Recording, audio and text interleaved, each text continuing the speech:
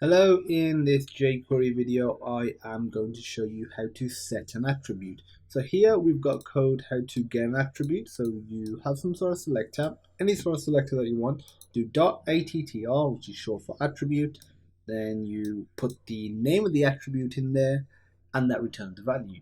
But what happens is if we were to do this instead, put a comma, then something else, this will actually set it.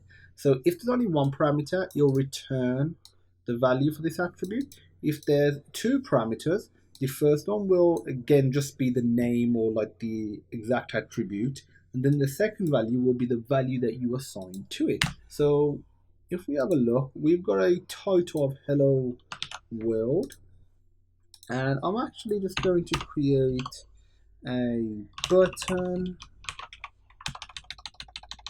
and let me call this hello world.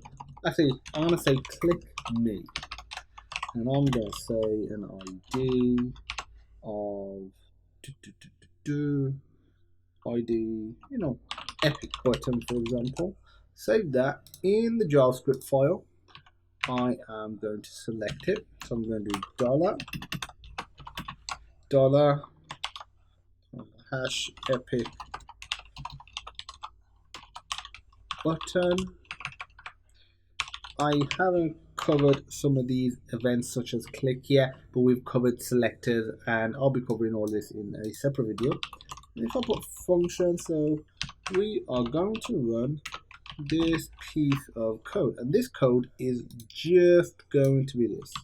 It is simply going to change the attribute, the title attribute of every div, which in this case is only the one, and I'm going to change it to epic div.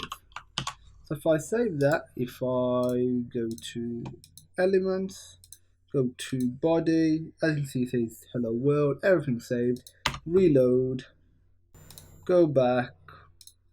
Okay, so that's the title of hello world. If I click it, as you can see, it's changed to epic div. So that's how you change the attribute of a HTML element using jQuery. Really simple. One parameter just gets the value of that attribute.